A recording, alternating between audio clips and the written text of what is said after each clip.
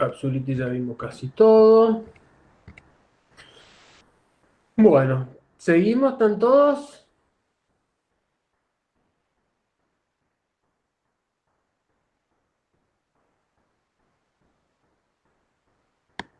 Hasta ahora lo que hemos visto es es la artrosis con sinovitis y capsulitis. Después, cuando ya hay una degeneración a nivel de la articulación, se llama osteoartrosis, ¿tá? Porque la palabra nos está diciendo artrosis, osis, ya hay degeneración. Generalmente se conocen como enfermedad articular degenerativa, que es la EDA, o DJD, que es Disease Joint eh, Degeneration. Está en inglés. Pero bueno, lo pueden llegar a encontrar como DJD o EDA. Por lo general son secundarias a otras afecciones, ¿tá? Es cuando la sinovitis y la capsulitis siguieron avanzando, ¿tá? Pueden terminar en una osteoartrosis, ¿tá? El diagnóstico se basa en los signos clínicos y radiológicos. Acá ya en la osteoartrosis ya vamos a tener signos radiológicos lo más probable. Los cambios radiológicos que podemos llegar a encontrar son en colapso articular, lisis y esclerosis subcondral, aparte de los entesofitos y osteofitos, ¿tá? La historia clínica y motivo de consulta nos pueden tener un antecedente de haber sufrido alguna enfermedad o lesión articular. Puede ser que haya predecido una sinovitis, una capsulitis, ¿tá? Una causa desconocida, un desarrollo insidioso, ¿tá? Un cambio en la conformación, ¿tá? Una mala herraje o una mala postura puede llegar a desencadenar una osteoartrosis y las claudicaciones crónicas. Signos clínicos, vamos a tener una claudicación, ¿tá? Modificación de la conformación. A la palpación vamos a encontrar un engrosamiento capsular, una disminución del rango de movilidad y van a ser casi siempre o la mayoría de las veces positivos al test de flexión forzadas articulares, ¿tá? En la radiografía podemos llegar a ver colapso articular, como dijimos, lisis, esclerosis subcondral, entesofitos y osteofitos. El líquido sinovial, generalmente en este tipo de procesos patológicos donde ya hay degeneración articular, es difícil de obtener, ¿tá? Y el color y la viscosidad van a ser muy variados de lo normal. Osteofitos, para aquellos, para que renueven la idea de lo que es un osteofito. Es la proliferación de nuevo cartílago y hueso en la periferia articular. ¿Se acuerdan? Vamos a tener un tejido fibroso que por medio de una metamorfosis condroide se va a producir un cartílago y por una osificación de esa metamorfosis condroide se va a producir un hueso.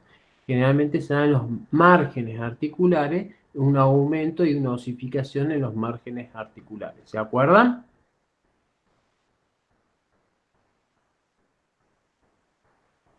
Esos se llaman osteofitos. Lo que el nombre verdadero es un osteocondrofito, porque está implicado tanto el cartílago como el hueso. ¿Tá? Es osteocondrofito.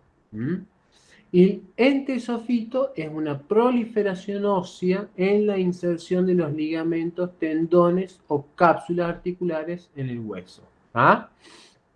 Acá pueden llegar a ver, esto es una calcificación del ligamento colateral o de la cápsula articular, ¿tá? De la interfalángica proximal. Esto es un entesofito más un osteofito porque hay una calcificación del margen articular, ¿tá? el margen articular, hay una calcificación, aumento de la densidad ósea en el margen articular, y a su vez en la cápsula articular. Acá tenemos tanto un entesofito como un osteofito. ¿Ah? Entonces, si yo tengo un entesofito y un osteofito, pregunta de parcial, ya estamos ante un proceso de osteoartrosis. ¿Ah? Hay ya una degeneración articular. A su vez, acá podemos llegar a distinguir que hay colapso articular. Fíjense, comparen esta luz articular, este espacio articular de este lado, compárenlo con el otro lado, fíjense que no hay una reducción del espacio articular. Esto es una disminución y un colapso articular. Esto es lo que se llama colapso articular. Quiere decir que acá ya el cartílago está degradado, ya no existe más el cartílago, porque esto que nosotros vemos negro acá es cartílago. Se ve de color negro. El líquido es, ¿se acuerdan que una lámina que es, si nosotros ponemos dos vidrios, una gotita de agua que ponemos entre los dos vidrios, ¿se acuerdan? Ese es el líquido articular. Pero en este caso, al no haber ese espacio negro, ese espacio articular, quiere decir que el cartílago ya se degeneró, se degradó y se produjo el colapso articular. Esto es lo que se llama un colapso articular, donde directamente se enfrenta hueso con hueso. Por lo tanto, vamos a ver zonas de lisis.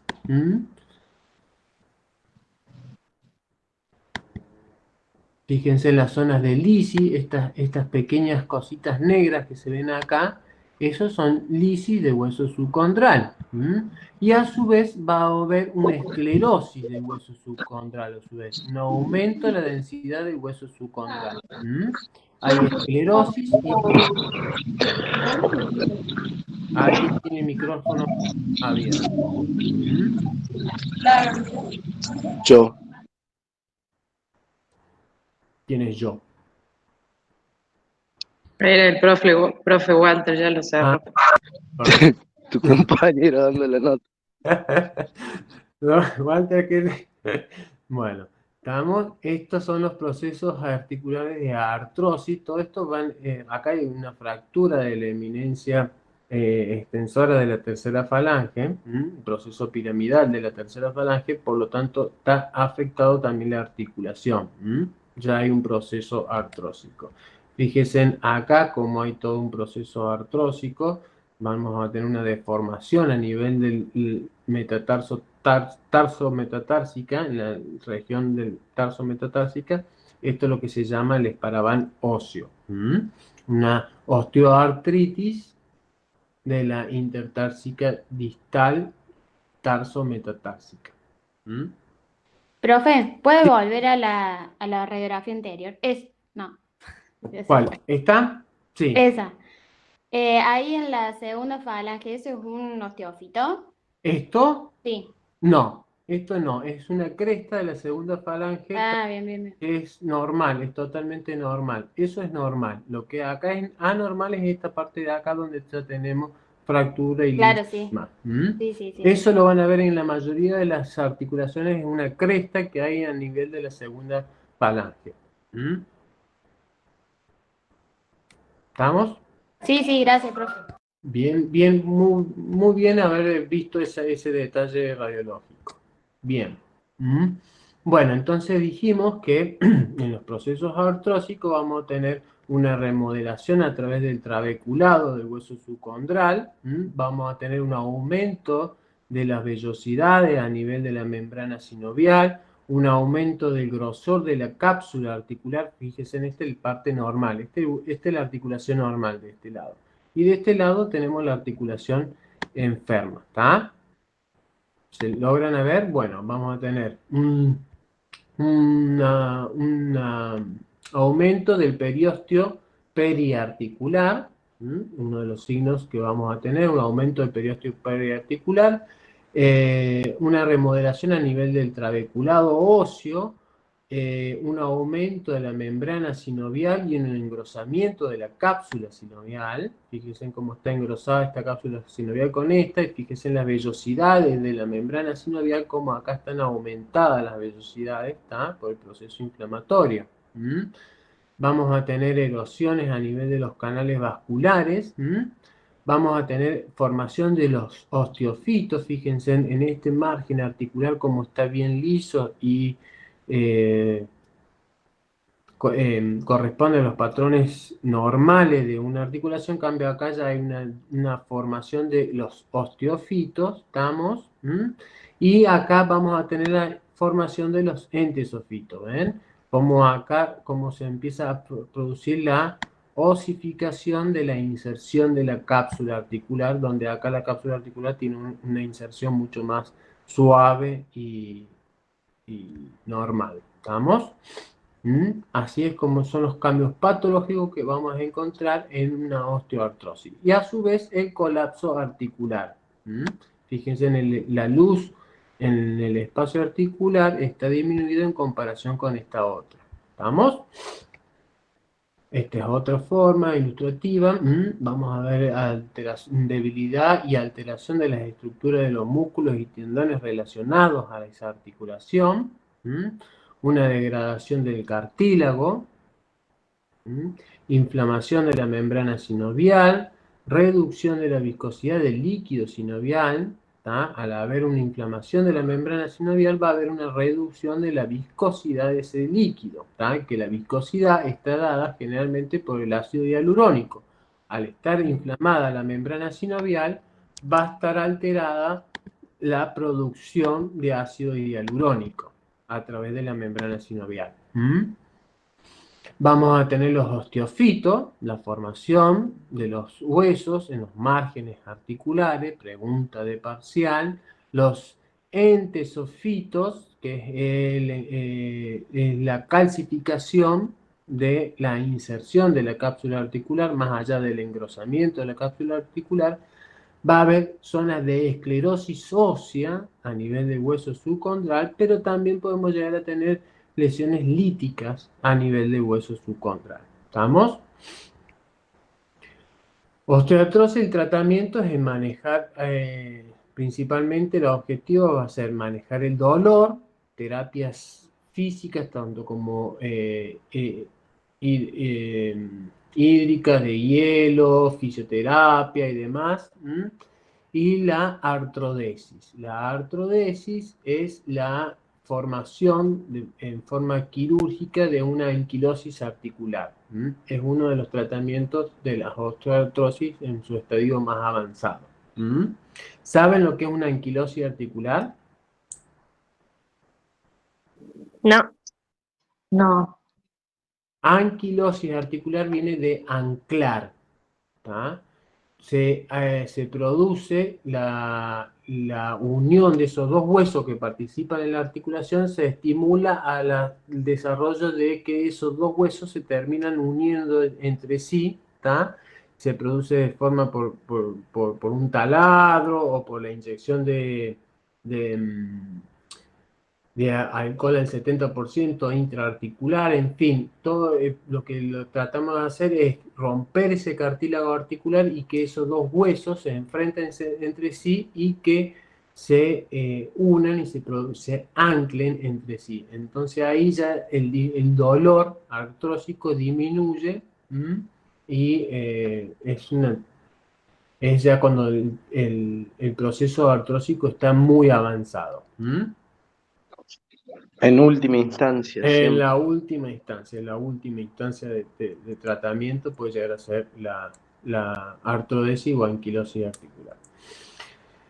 Bueno, generalmente se debe a la fisiopatología, se debe a las afecciones traumáticas o del desarrollo, y la gravedad de la lesión inicial y el éxito del tratamiento determinan la velocidad de la progresión. Nosotros, mientras más rápidos actuemos en una osteoartrosis, mejor pronóstico puede llegar a tener. Si bien es una enfermedad degenerativa, por lo tanto, para atrás no la vamos a poder llevar, pero tenemos que tratar de frenar ese avance de esa degeneración articular.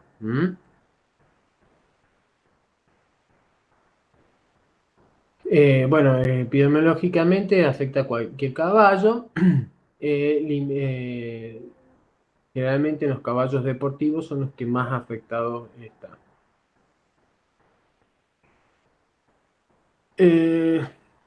Bueno, lo que dijimos antes, que el tratamiento rápido y agresivo es de la afección inicial, es el éxito del tratamiento y en la forma de prevención. Objetos del tratamiento de las enfermedades articulares.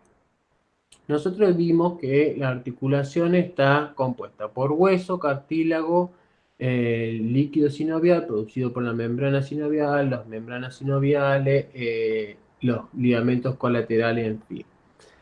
Lo que vemos que acá se afecta principalmente es el hueso subcondral, el cartílago y el líquido sinovial. Entonces, al hueso subcondral generalmente está compuesto generalmente por dos huesos, por dos células, los osteoblastos y los osteoclastos. ¿Estamos?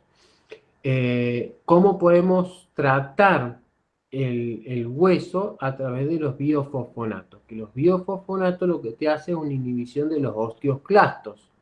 ¿Está? Inhiben los osteoclastos y los osteoblastos son los que producen el hueso. Los osteoclastos son los que degradan, que normalmente un hueso normal tiene las dos células activas y se van remodelando y se van equiparando la acción de las dos, ¿estamos?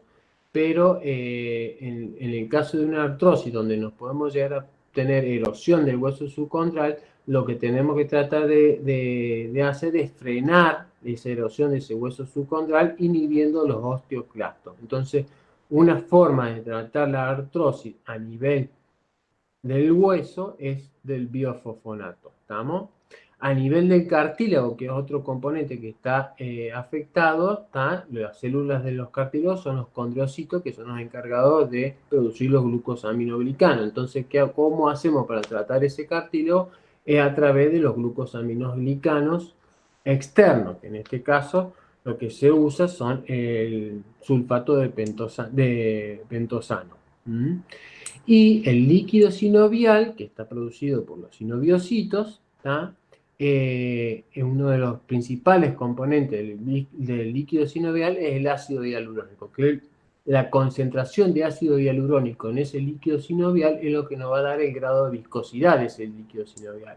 Entonces, para mejorar la calidad de ese líquido sinovial, lo que podemos hacer es a través del ácido hialurónico externo, introduciéndolo intraarticularmente o por vía endovenosa, como hablábamos anteriormente. ¿Estamos? Entonces, los objetivos del tratamiento de las enfermedades articulares tienen que ser a nivel óseo, a nivel cartílago y a nivel del líquido sinovial, de la sinovia. ¿Estamos? Pregunta de parcial. Los biofosfonatos, como dijimos anteriormente, reduce la lisis ósea. El sulfato de pentosano, que son los glucosaminoglicanos, el sulfato de pentosano te va a actuar estimulando la síntesis de los proteaminoglicanos e inhibe la síntesis de los mediadores de inflamación como las metalloproteinasas, las agrenasas, las cartilagenasas, colagenasas, y generalmente la dosis del pentosano no debe superar los 3 miligramos por kilo máximo. ¿Por qué? Porque es tromboembólico. Si nosotros superamos esa dosis, podemos llegar a producir tromboembolismo a nivel sistémico. Últimamente se hablan, esto es medio nuevo, pero últimamente se habla tan en inglés, pero bueno, es porque es lo que se está usando ahora, ¿no es cierto? Son dos tipos de terapias que generalmente se usan para las enfermedades articulares. Tenemos la SMOAD y el DESMOAD. Acá me faltó la A. Acá me faltó la A. Nunca vi que me faltaba la A. Perdón. Estamos. Los grupos de medicamentos que están dentro del SMOA, que viene de la abreviación en inglés, que son síntomas, modificación, osteoartritis drugs, ¿tá? Son drogas artríticas, osteoartríticas que modifican los síntomas, ¿tá? El de MOAD son drogas ortoartríticas que modifican la enfermedad, la disease, ¿tá? Disease Modification Osteoarthritis Drug. Y la otra es Symptoms Modification Osteoarthritis Drug, ¿tá? Dentro de los modificadores de los síntomas, hablándolo en castellano, tenemos los AINES y los corticoides, que son los antiinflamatorios comunes. Y dentro de los modificadores de la enfermedad en sí, tenemos el ácido hialurónico, el sulfato de pentosano. También se ha visto que los anabólicos como el estanozolol, ¿tá? Es un inhibidor del óxido nítrico, que es un radical libre muy erosivo a nivel articular, ¿tá? Y el estanozolol, que es un anabólico, tiene muy buen efecto inhibitorio a nivel del óxido nítrico. A su vez que te produce el desarrollo óseo. Entonces ya también estamos atacando a nivel óseo. Y los derivados de sangre que últimamente están muy de moda, que son el PRP, que es el plasma rico en plaqueta, el IRAP, las células madre y el Golgi. Son distintos tipos de terapias celulares, que son por derivados de la sangre. Entonces estos son los principios terapéuticos en las osteoartritis modernas. Profe, una pregunta. Hay alguien que se lea el coso. Sí, No, yo quería hacer una preguntita. Ah, ¿Los anabólicos están permitidos en animales de competencia? ¿Cómo? ¿Los anabólicos están permitidos en animales de competencia, más allá de que sea un tratamiento? Sí, está permitido. Depende qué competencia y depende si tenés o no doping. ¿Estamos? ¿Ah? Si tenés un doping por ejemplo, en los caballos de carrera los caballos de carrera de las carreras largas, generalmente tenés doping y por ahí podés llegar a tener un doping positivo y está totalmente prohibido. Dani, Sí, vos en eso lo manejás mejor, Walter, decime. yo quería agregar dos cositas. Bueno, con respecto al doping, si bien los anabólicos, como bien dijo el Dani, son doping positivo y son sustancias todas dopantes, nandrolona, boldenona, estanozolol, demás, la indicación que tiene el anabólico en la medicina veterinaria sería como un estimulante del apetito, ¿sí? Para mejorar una condición corporal y demás. Ese sería, digamos, el uso terapéutico que se le da. Ese producto puede ser utilizado en otras circunstancias, por lo tanto ahí pasaría a ser dopante.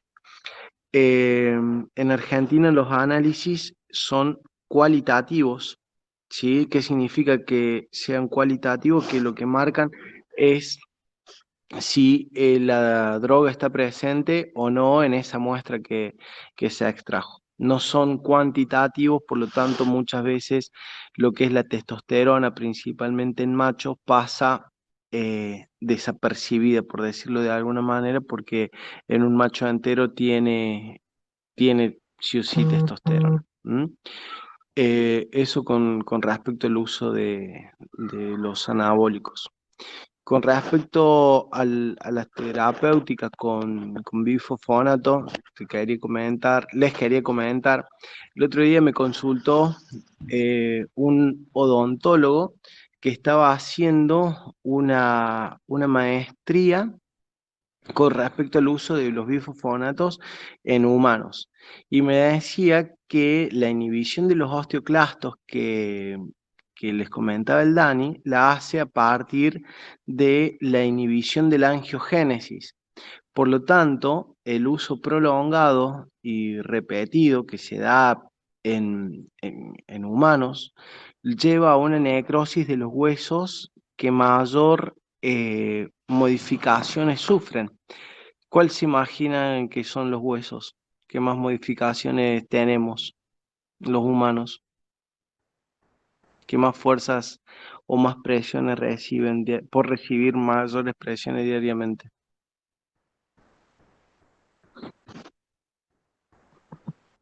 ¿Los dientes?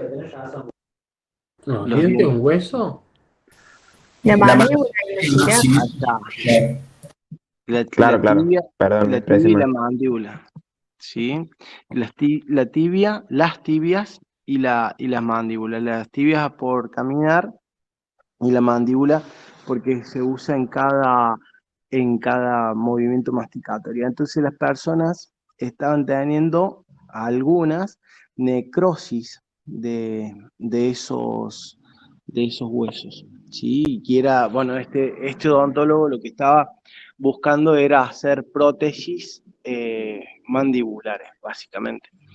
Me llamó poderosamente la atención porque también en veterinaria ya con el uso del ivandronato y el endronato ya estábamos hablando de lo que se llaman fracturas catastróficas, digamos, o sea que son fracturas conminutas en animales que han recibido tratamientos repetidos con este tipo de Sí, medicación. se abusan en el uso de los biofosfonatos. Siempre cuando aparece un medicamento nuevo es como que todo el mundo lo cree mágico y lo empieza a usar y en vez de usarlo se abusan del uso. Sí. Y ahí es donde el hueso normalmente actúa con osteoblasto y osteoclasto, ¿no es cierto? Y como decía Walter, este actúa generalmente en la génesis del hueso, entonces inhibe a nivel de la génesis del hueso, empieza a actuar e inhibir a ese nivel los biofosfonatos. Por lo tanto, la reparación de ese hueso va a ser inefectiva, por lo tanto, ese hueso se vuelve, con el sobreuso de los biofosfonatos, se vuelve frágil. Y ahí es donde se producen las fracturas catastróficas de los caballos. ¿Mm? Imagínense que este producto cuando salió, cuando yo lo empecé a escuchar acá en Argentina, era unos 7 años, se lo promocionaba como una ampollita que la pasabas con un suero y que vos le ponías eso y el caballo no le dolía nada por 6 meses. Claro. Entonces los tipos agarraban y le mandaban en una semana 3 y decían, bueno, si con uno por 6 meses no le duele nada, con 3 son Superman, Superhot, Exacto. en realidad. Entonces se Super provocaron grandes macanas con este tipo sí. con la sobreutilización de esto. Y a su vez que los biofosfonatos producen mucha analgesia a nivel óseo, ¿tá? Actúa a nivel de los nociceptivos, de los terminales nociceptivas nerviosas nociceptivas de los huesos y produce mucha analgesia, ¿tá? Entonces, todos todos estos desarrollos artrósicos, ¿tá? Los biofosfonatos producen mucha analgesia, pero no es que esté haciendo un bien, están haciendo un mal. ¿Mm? Su abuso, le terminan perjudicando al caballo. ¿Ah? Dani, Sí, disculpa, yo no sé si nombraste la triamcinolona. todavía no. Ah, bien, perfecto. Sí, todavía ya lo vamos a ver como terapias intraarticulares. ¿Ah? Pero bueno, Listo. acá tenemos, o sea, dentro de los corticoides, generalmente el acetato de triamcinolona es el que más se usa de la terapia intraarticular. ¿Tá? ¿Mm? Perfecto. No, y el plasma rico en plaquetas que lo nombraste recién, a mí me encanta porque me parece excelente y he tenido muy buenos resultados con el plasma, la Claro. verdad. El, No, el otro es el IRAP, que acá en Argentina hay IRAP, pero es bastante caro. salado. Es como un plasma rico en plaquetas donde se activan distintos mediadores antiinflamatorios, ¿tá? Del plasma. ¿Mm? Se extrae sangre, igual que el plasma rico en plaquetas, se extrae, se centrifuga y se incuba por una semana. Después eso se refrigera y se va colocando una inyección. Aproximadamente son 5 inyecciones intraarticulares, una por semana. El GOL, bueno, las células madres son células madres, ¿ah? Se extraen de... ¿Alguien tiene abierto el micrófono? Yo. Las células madres saben que actúan al nivel de las células madres, y el Goldic es también como el plasma rico plaqueta y el IRAP, pero generalmente tienen como unas pepitas de oro, por eso es Goldic, tienen como unas pepitas bañadas en oro que activan otros tipos de antiinflamatorios a nivel sanguíneo que son de tipo natural. Esto generalmente, ¿tá? El PRP, el IRAP y el Goldic, generalmente, y las células madres también, pero generalmente estos tres actúan a nivel de la membrana celular, membrana sinovial, disminuyendo todo el proceso inflamatorio de esa membrana sinovial que desencadenaba todo el proceso artrósico. ¿Tá? La célula madre, aparte de actuar a nivel de la membrana celular, también actúa a nivel del cartílago articular. Los otros también, el IRAP también, pero las células madre tienen mayor actividad sobre el cartílago articular. Una Sí. consulta así en líneas generales para... Si ustedes meten un caballo quirófano por una fractura de tercer carpal, ¿sí? Por ejemplo, ¿colocarían un bifosfonato posteriormente a la cirugía?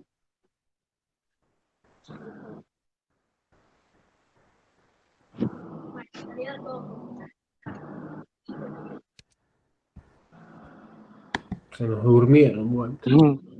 Bueno, no están indicados, sino contraindicados posterior a las cirugías, ¿sí?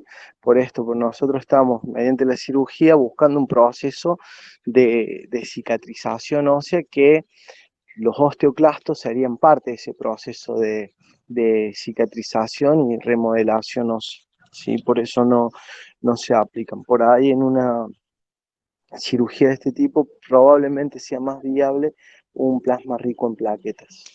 Seguro.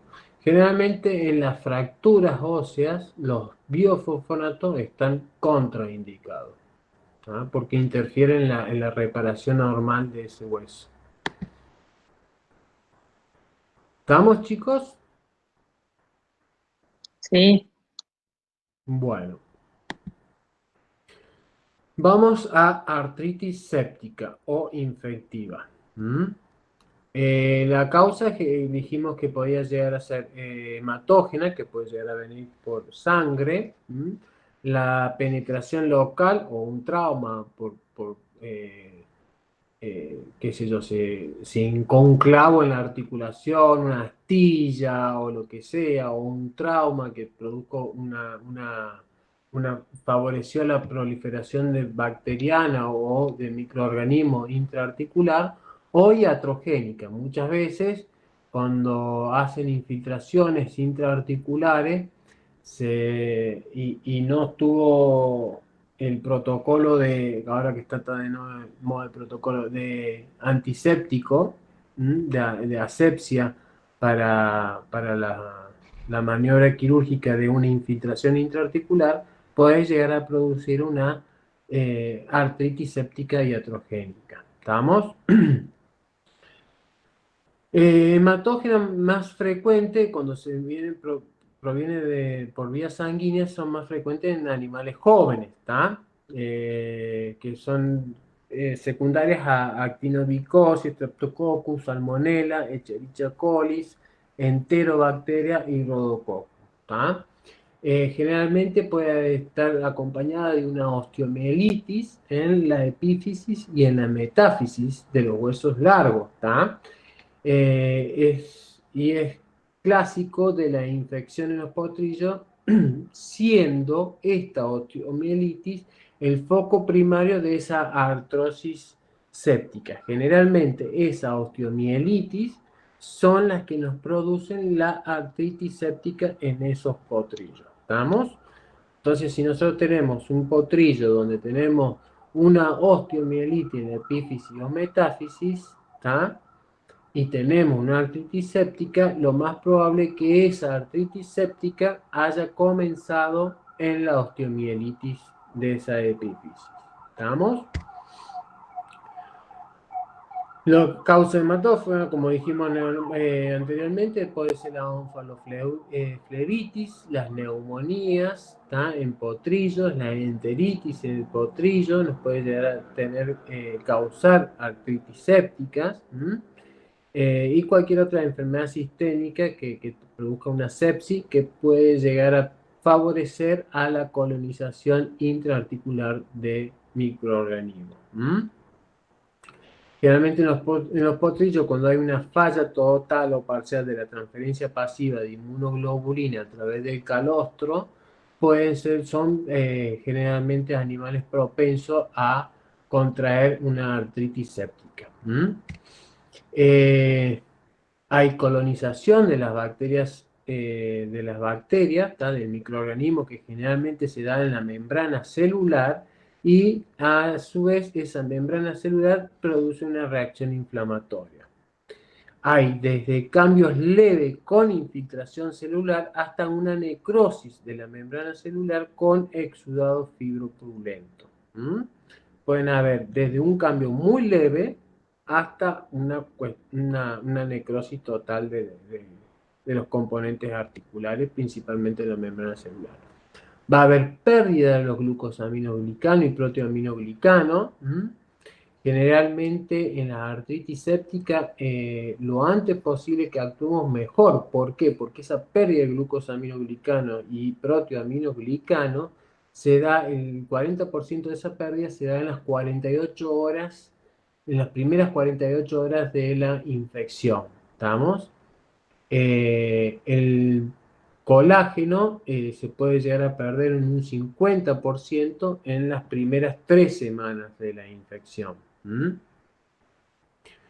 La sepsis de esa articulación te va a exacerbar todos los mediadores inflamatorios. Casi todos los mediadores inflamatorios que antes vimos en una artritis séptica se van a ver mucho más exacerbados. Principalmente las metaloproteinasas, las prostaglandinas, los radicales libres y la citoquina. Los signos clínicos van a ser una claudicación muy grave, van a ser mucho más grave que cualquiera de las otras que vimos anteriormente, una tumefacción de todo lo que es los tejidos periarticulares. Va a haber obviamente que efusión, edema y dolor a la manipulación bien marcado. El diagnóstico, radiológicamente vamos a ver una osteomielitis. Osteomielitis quiere decir que hay una inflamación del hueso mieloide, de la parte mieloide del hueso, de la médula ósea del hueso. Hay una infección de la médula ósea.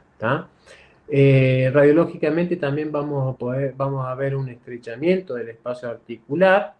Obviamente que hay pérdida de cartílago articular. Va a haber lisis subcondral y proliferación periarticular ósea. Y obviamente que lo vamos a confirmar con un cultivo bacteriano del líquido sinovial. El líquido sinovial nos va a dar mucha información en este tipo de artritis, y vamos a tener tantos cambios macroscópicos como microscópicos. Macroscópico vamos a ver un líquido de tipo turbio, purulento, puede llegar a ser hemorrágico y con bastante disminución de la viscosidad. Si nosotros, la viscosidad normal en el líquido sinovial, si nosotros lo ponemos entre las yemas de los dedos, una gotita de líquido sinovial, tiene que producirse por lo menos un filamento de 1 centímetro.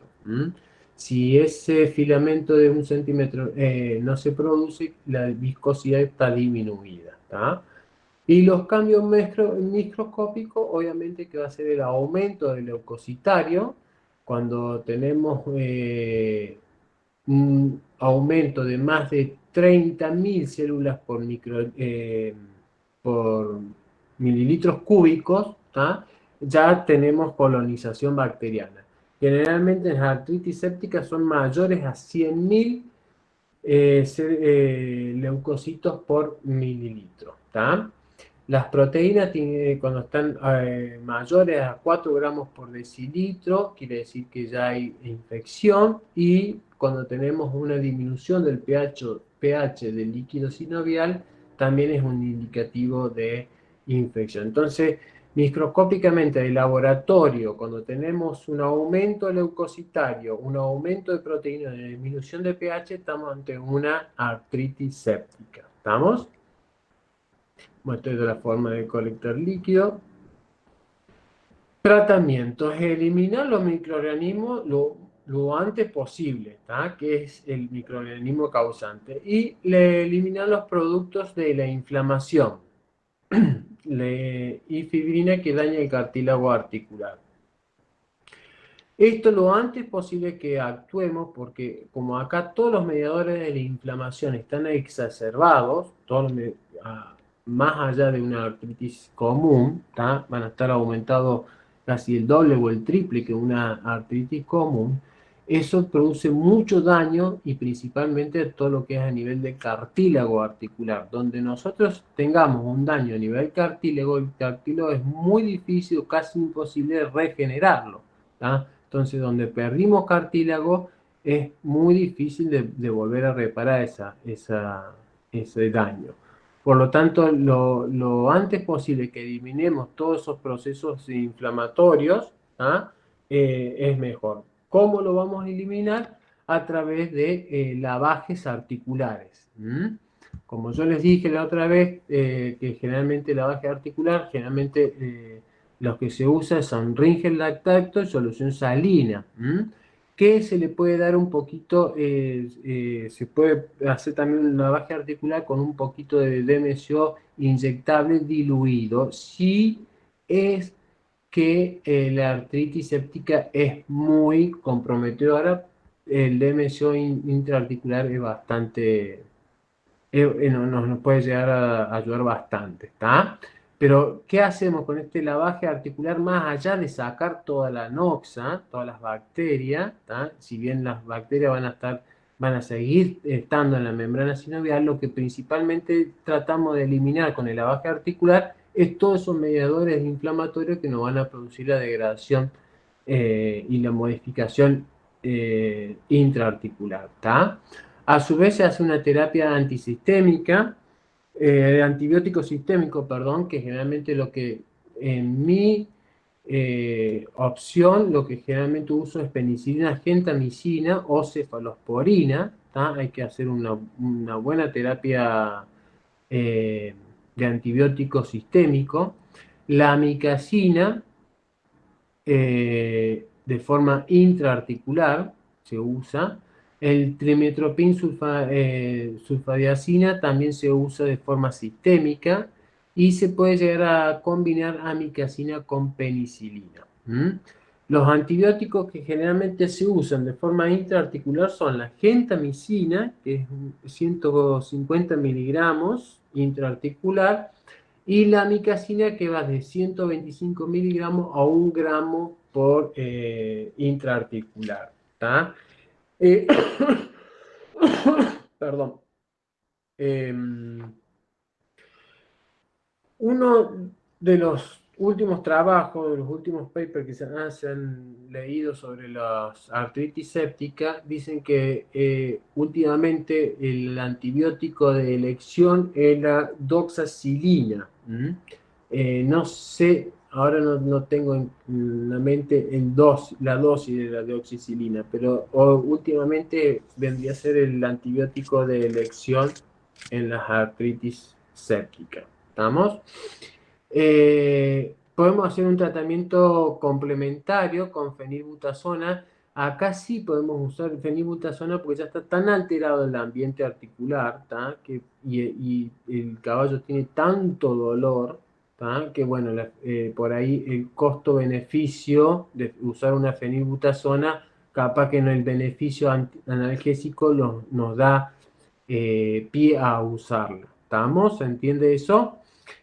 También podemos hacer un ácido hialurónico, sódico y glucosaminoglicano. Generalmente, ¿cómo es el proceso Bueno, ante una artritis séptica, lo primero que tenemos que hacer es un antibiótico sistémico y un lavaje articular para sacar todo el componente bacteriano, no todo, pero la mayor componente bacteriano y la mayor cantidad de mediadores de inflamación lo más rápido posible de esa articulación para que no tenga un daño secundario irreversible a nivel de esa articulación. Y una vez que después que haga el lavaje articular, hago la terapia de antibiótico intraarticular y lo dejo ese antibiótico adentro de la articulación. Y después, una vez que ya hayamos establecido ya hemos frenado la infección o ya estemos manejando el nivel de infección intraarticular,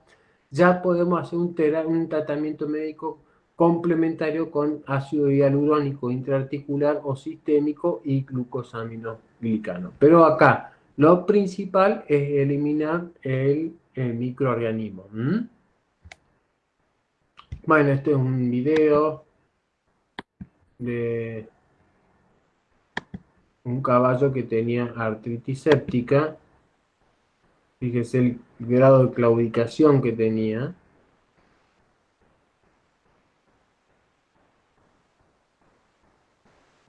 Fíjense el grado de fusión que tiene esa articulación. Y fíjense cómo ha reaccionado toda la articulación, como hay una lisis de los espacios articulares, del hueso subcondral en los espacios articulares, con formación de hueso periférico, tumefacción del tejido blando. ¿Estamos? Estos son radiografías generalmente compatibles con una artritis séptica.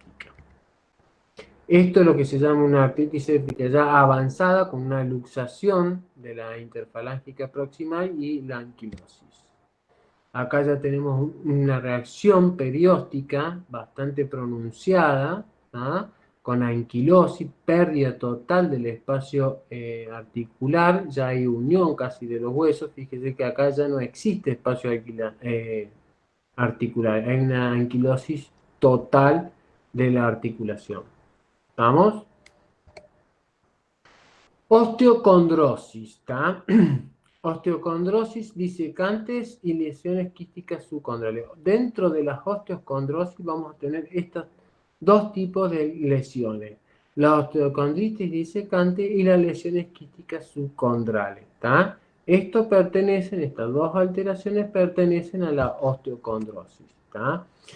Vamos a tener el cartílago epifisiario, perdón, la epífisis de osificación y el defecto a nivel de esa epífisis de osificación endocondral puede derivar tanto en un quiste, una lesión quística subcondral, o en una osteocondritis disecante.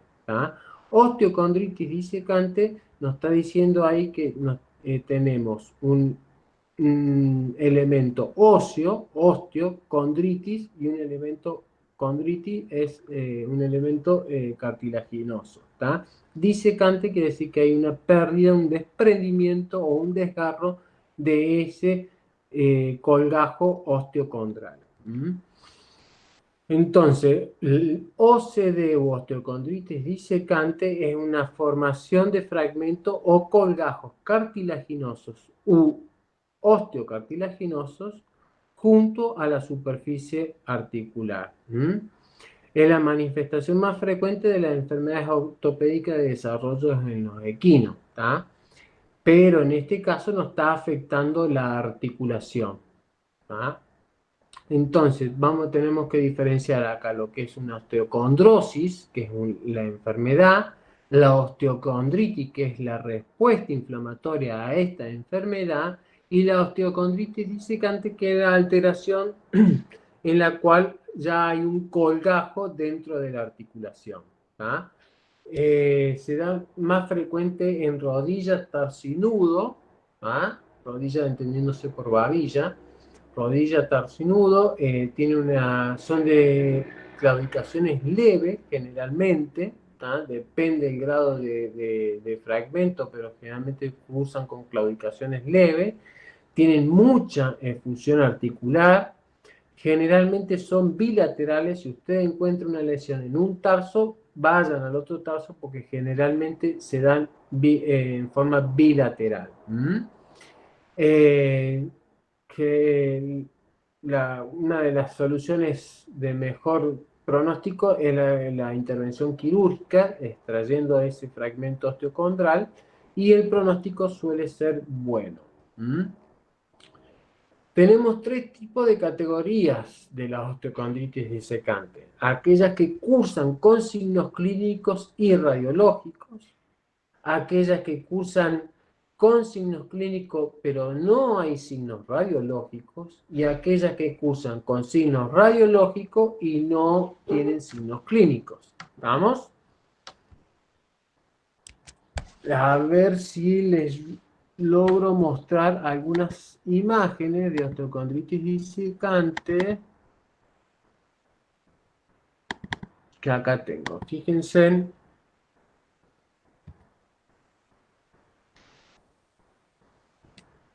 Ahí.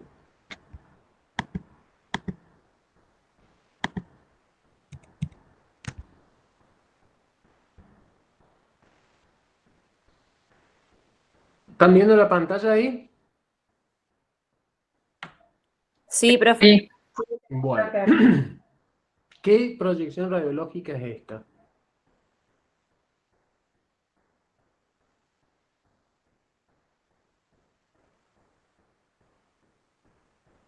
¿Qué proyección radiológica es esa? Lateromedial. No. Lateromedial. No, porque no está el calcáneo. Dorso plantar. Está el calcáneo. Dorso plantar. Dorso plantar. Está perfecto. Este es el calcáneo. Esto que ustedes ven acá es el calcáneo. ¿Está? Es una articulación del tarso. De un equino. ¿Está? Y la proyección es dorso plantar. Hasta ahora, ¿ven alguna alteración?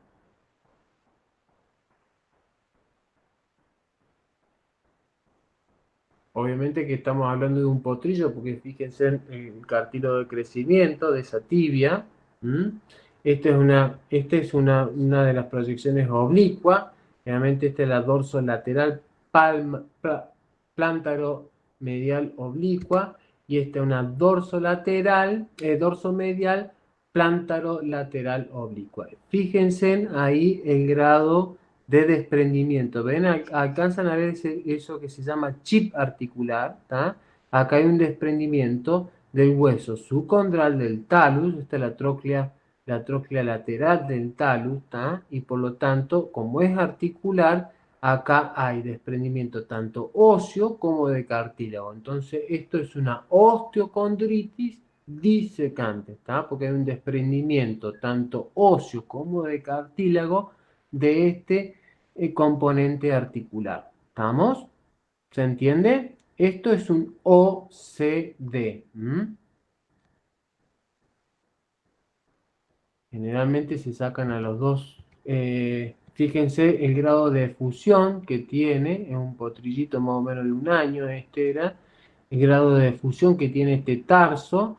Generalmente produce mucha efusión del lado medial, pero también puede llegar a tener efusión en los recesos laterales. Pero generalmente se produce en el receso dorsomedial, es lo más común que pueden llegar a producirse en el tarso. ¿Está? ¿Ven? Comparan este tarso con este otro. Fíjense en cómo hay efusión. Nada que ver uno con el otro. ¿Ah? Fíjense, acá hay un grado de efusión, pero no es tan marcado como este otro lado. Compárense en este tarso como está delimitado bien. No quiere decir que este no tenga, todavía no se han manifestado radiológicamente en este tarso. Pero generalmente si se da en un tarso, se da en el otro. Por eso hay que sacar radiografías bilaterales. Fíjense en este otro. Puse 2 o 3 ejemplos que me acordaba para que tengan en cuenta los fragmentos de contra. Fíjense acá en la cresta medial de la tibia, como hay un desprendimiento. Es uno de los lugares más comunes donde puede llegar a haber una alteración del osteocondral, donde hay en la cresta medial de la tibia. ¿Vamos? Fíjense acá, esta es una radiografía lateromedial, donde se ven todos los espacios articulares, y fíjense en la tróclea, y a su vez en la tibia como hay otro fragmento. ¿Se ven? Es que hay un fragmento tanto óseo como de cartílago. Fíjense de otra proyección, está la tróclea lateral del talus, esta es la tróclea lateral del talus y el maleolo lateral de la tibia. Fíjense que hay un desprendimiento en los dos huesos. Acá fíjense en este lado, esta es la izquierda y anteriormente estábamos en la derecha. Esta es la derecha, esta es la pata derecha, este es el garrón derecho. Y este es el garrón izquierdo. Fíjense en cómo acá también tenemos un principio de OCD. Cuando se da en un lado, se da en el otro. También estamos en un izquierdo, donde acá hay una proyección dorso-medial plantaro-lateral oblicua, donde se puede llegar a ver un desprendimiento de la tróclea medial de la tibia. ¿Estamos? Después también pueden llegar a tener este tipo de OCB en lugares medios más complicados de encontrarlo, no son los más frecuentes, pero generalmente, bueno, ven que acá hay toda una alteración, esta es la dorsoplantar, toda una alteración, toda una efusión. Fíjense en cómo se ve toda la efusión en la radiografía, se ve toda la efusión, y acá se ve una alteración a nivel de la cresta media de la tibia, pero al hacer el resto de las proyecciones se vio que la cresta media de la tibia estaba intacta. Entonces, ¿de dónde viene este fragmento óseo? Viene de acá, de la cresta, la tróclea del talus. Es muy raro encontrar un OCD en esta región, en la tróclea del talus. Fíjense, acá se hizo una radiografía en semiflexión del tarso y ahí se alcanza a distinguir que el OCD proviene de la cresta del talus. Esto es infrecuente, no es frecuente, pero bueno, lo que más frecuente se da es acá, en esta radiografía, en esta porción, el lugar más frecuente de OCD que puede llegar a dar. ¿Estamos? ¿Se entendió eso? Sí, profe. Bueno, ahora vamos a ir a los quistes. Ya terminamos, chicos, faltan muy poquito. Bueno, las lesiones quísticas generalmente se dan en el cóndilo medial del fémur, es uno de los lugares que más predominante es la articulación carpo y metacárpica, la del nudo, la escápula humeral, la cárpica, la interfalángica y la articulación del tarso. La más frecuente es la articulación del nudo y el cóndilo medial del fémur. Esas suelen ser las más frecuentes, que las vamos a ver acá. Por ejemplo, de babilla.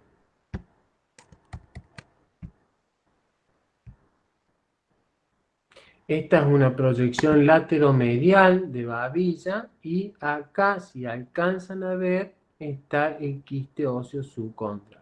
Un quiste óseo subcondral va a tener una zona de lisis, una zona de lisis central con una zona de esclerosis periférica, que puede tener una cloaca, o puede tener una comunicación con la articulación, ¿tá? O puede estar totalmente cerrado. ¿Se entiende eso? Ahí se ¿alcanzan a ver la radiografía o no? Hay una zona de lisis central con una zona de esclerosis, de aumento de la densidad ósea alrededor del quiste, ¿tá? Puede tener comunicación con la articulación, que es lo que se llama cloaca, ¿tá? Cloaca quística, o no puede llegar a tener comunicación con la articulación. Esta es una proyección caudocraneal de babilla y esta es una proyección caudolateral cráneo medial oblicua, donde acá vemos el cóndilo del fémur, donde lo distinguimos de lateral porque tiene una convexidad acá, y acá podemos llegar a ver en el cóndilo medial del fémur, que es el más frecuente, el quiste subcondral. ¿Se entiende? ¿Se vio? Eso de babilla. Vamos de tarso. Un quiste de tarso. A ver si lo logran ver. Es muy poco común encontrar quistes társicos, ¿tá? Pero si acá vemos, está en esta radiografía que le falta un poquito más de contraste, si acá vemos hay una zona donde se llega a ver un poquito de esclerosis quística, ¿tá? Y acá en esta radiografía donde le falta, donde ya está mejor la potencia, digamos, se logra ver ese quiste, que es muy raro a nivel del tarso. Es muy raro el efecto quístico a ese nivel.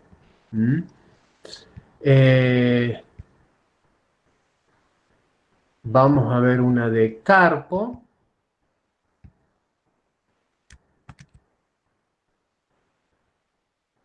También no son muy frecuentes. Las más frecuentes vienen a ser las de nudo y babilla. Fíjense en acá cómo podemos llegar a distinguir el quiste, ¿está? Estas son lesiones quísticas, fíjense. Ahí nos puede ya decir, pucha, está medio como articular, tiene conexión con la cápsula, ¿no?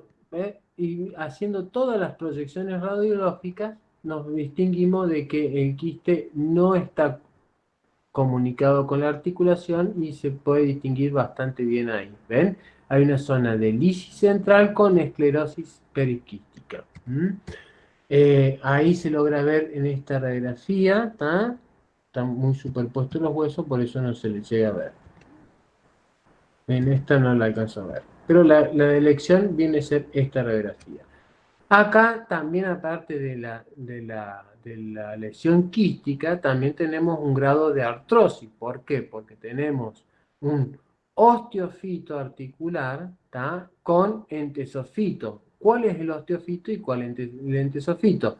Este es el osteofito articular porque está en el margen articular y este es el entesofito porque es donde se inserta la cápsula articular del carpo. Entonces, esto es un entesofito, es la calcificación de la cápsula articular, y este es un osteofito que es la osificación del margen articular. Entonces, este caballo tenemos un quiste subcondral a su vez y tenemos una artrosis articular. ¿Por qué? Porque ya tenemos signos radiológicos de osteofito y entesofito. ¿Estamos? Pregunta de parcial. Signos radiológicos de una... Este lo hicimos con vos, Walter, ¿te acordás? Poco, no sé si estará Walter, todavía no. Pero bueno, poco común encontrarlo acá, pero acá se ve una lesión quística, de la interfalángica proximal.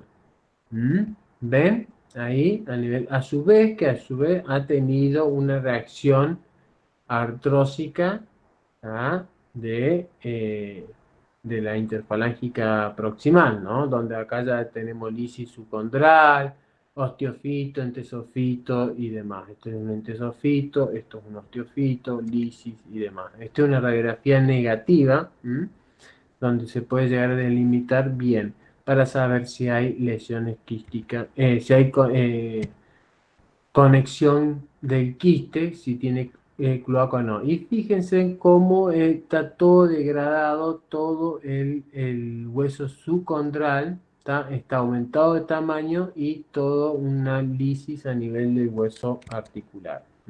Profe, y hay la falange media que se ve como oscurito también. Eso que se- ves ahí en medio, sí, yo sé. No, eso no es. Eso no es un quiste, ¿está? Eso es normal encontrarlo ahí, es por una disminución de la densidad, o sea, es la misma, la, perdón, la segunda falange a nivel del cuerpo de la segunda falange, ¿está? Tiene menos densidad ósea que el resto de de la segunda falange, por lo tanto lo vas a ver de esa forma, eso es normal, ¿está? Eso me decía Perfecto. vos, Sí, sí, sí, no, justo esto es eso, sí. normal, eso no es un quiste. Esto sí es un quiste, esto no. ¿Mm? ¿Cómo se trata el quiste? Se trata de exteriorizarlo por medio de una cureta y se introduce corticoide intraarticular, intralesional, o sea, dentro del quiste. Se produce una infiltración intraquística, que se llama generalmente con triamcinolona. La dosis de triamcinolona, yo creo que lo había puesto y se ve que no lo he puesto. La dosis de triamcinolona es 6 miligramos por, de 6, perdón, a 18 miligramos totales intraarticulares, ¿está?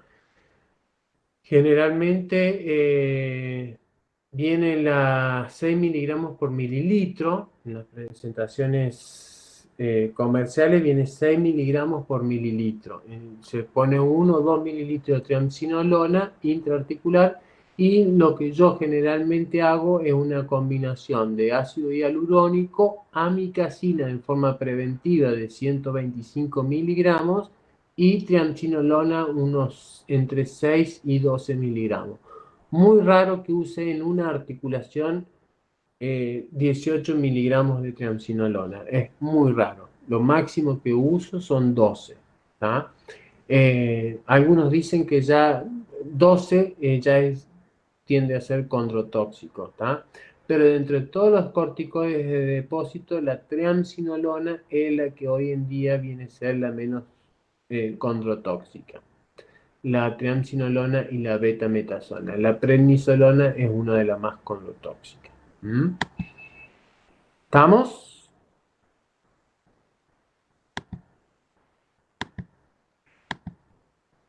Walter, ¿querés agregar algo más? O se me fue Walter.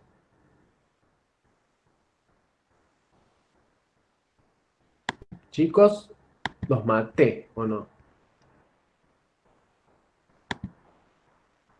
Están todos durmiendo.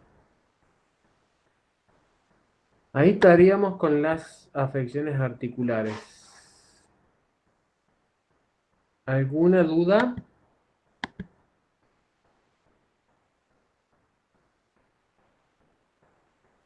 Creo que no, profe.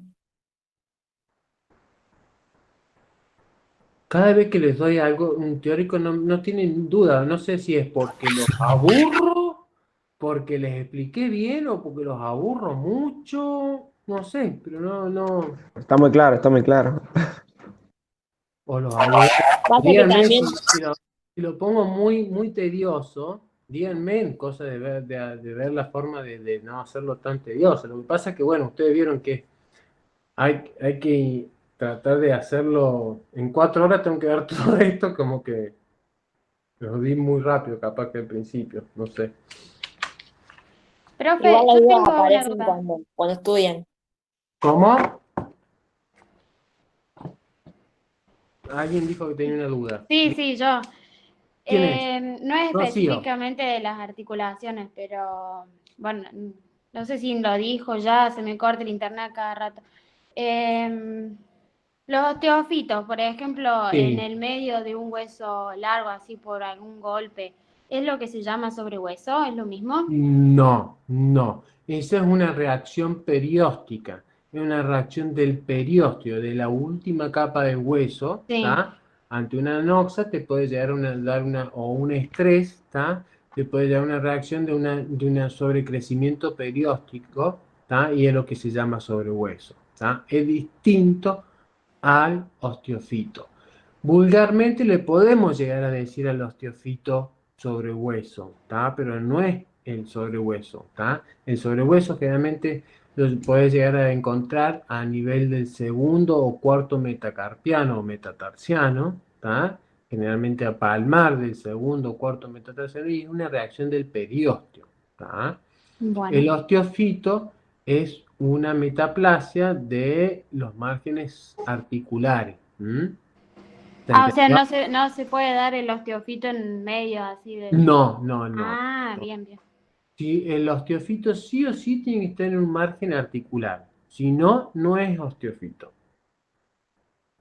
Profe, yo tengo una pregunta. Sí. Usted nombró que los teofitos, generalmente cuando se ve en la articulación, se ve en la otra del otro miembro. ¿Puede ser? Justo ahí en Potrillo, en el ejemplo que mostró. ¿A qué se debe eso? No es el osteofito, no es el osteofito, es el hueso, el osteocondral, ¿tá? Ah, ese sí, sí. ¿Tá? No es el osteofito, es la alteración osteocondral. Ahí está, osteocondroma, perdón. La osteocondritis disecante, generalmente cuando se da en un miembro, se da en otro. ¿Por qué la predisposición a que se produzcan estos OCD generalmente es por una alteración en la alimentación? Se produce una alimentación donde hay una alta carga de energía, donde el animal crece de forma muy rápida y desordenada, ¿tá? Ese es uno de los factores más predisponentes. Por supuesto que la carga genética es alta, ¿tá? O sea, la influencia genética, si tiene predisposición genética, eso es uno de los factores predominantes, ¿tá? Tiene predisposición genética a producir OCD. Pero a su vez puede no tener predisposición genética, pero puede tener una alteración a nivel de alimentación, ¿tá? Donde está sobrealimentado, y también puede llegar a favorecer la producción de OCD. ¿Por qué es bilateral? Porque generalmente cuando se da en una articulación, se da en el otro. O sea, es algo estadístico, ¿no es cierto? Como es una predisposición genética, el principal factor es algo estadístico. Cuando se da en una articulación, se da en la otra. Cuando ustedes vean un potrillo con un OCD en cualquier parte del cuerpo, sea un tarso, una babilla, donde sea, en una articulación en el acto tienen que sugerirle a su cliente hacer un estudio radiológico de la articulación opuesta, porque lo más probable es que tenga un OCD y todavía no se manifestó clínicamente. Gracias, profe. Y acuérdense que los OCD se comportan con estos tres síntomas, ¿no es cierto? Pueden cursar con signos clínicos y radiológicos, pueden cursar con signos clínicos y no radiológicos, y pueden cursar con signos radiológicos y no clínicos. ¿Estamos? ¿Se entiende eso? O sea, puedo tener un caballo con efusión en el tarso, le saco radiografía, pero no tiene ningún fragmento osteocondral, ¿tá? O le saco una radiografía a un potrillo por control, porque no tenía ningún tipo de efusión, no tenía nada, pero le saco una radiografía y me aparece un fragmento osteocondral. Pueden tener esos tres tipos de casos, ¿tá? ¿Qué más? Profe, yo tengo una pregunta. La elefantiasis, ¿es un tipo de o sea, de osteoartrosis o no tiene nada que ver No, con un problema articular? no. La elefantiasis es una alteración a nivel del drenaje linfático, ¿tá? Generalmente se produce a nivel linfático y a nivel circulatorio. Se produce por una alteración a nivel de los vasos linfáticos. Hay una alteración porque hay una linfangitis, ¿tá? Una inflamación de los vasos linfáticos que te produce un retardo del retorno linfático, y se produce todo ese encharcamiento de linfa en el subcutáneo, no es intraarticular, es subcutáneo, ¿tá? O a nivel de músculo también, ya empieza, pero no te afecta, o sea, a la larga te puede llegar a estar afectando la articulación, podés llegar a tener una artrosis, pero la causa no es la artrosis de la elenfantiasis, la causa de la elenfantiasis es otra, ¿tá? Claro, claro. Puede tener como Linfático más que consecuencia. osteoarticular. Claro, puede tener una consecuencia osteoarticular, que no es lo normal, ¿tá? Pero la causa viene por otro lado. Es una alteración a nivel del drenaje linfático principalmente, donde también puede haber una alteración a nivel de drenaje sanguíneo, pero principalmente linfático por una linfangitis, que es una inflamación de los vasos linfáticos. ¿Se entendió? Sí, sí, perfecto, gracias. Los demás se me durmieron. Ya se fueron todos, ya. Quedan 49 más. Los hago muy tediosas las clases, díganme con una cuestión